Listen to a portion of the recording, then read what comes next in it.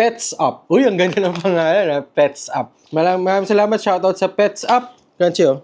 Pets Up. Gusto mo to? This is yours? Okay. Gusto daw niya. Buksan na natin.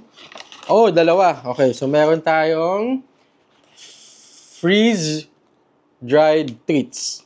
Freeze-dried treats. Chicken liver! Gusto ni Crunchy to! Bango? Amoy liver? Amoyin mo.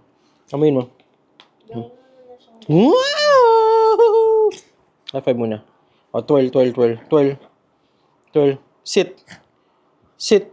Ayan, galing naman mag-sit. O, down. Bang! A good girl naman ko. Kami.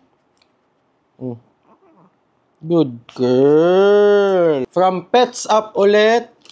Freeze-dried treats. Ito naman ay egg yolk. Gusto mo na egg yolk? Gusto mo?